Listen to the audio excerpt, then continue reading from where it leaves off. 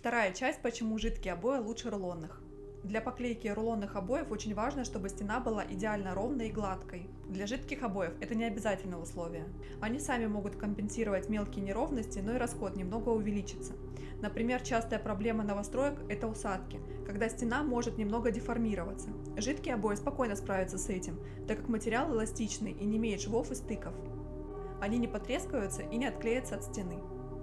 Также все коллекции имеют минимальный рельеф и пористую структуру, что обеспечит дополнительную тепло- и шумоизоляцию. У нас вы можете найти множество цветов и фактур для вашего ремонта.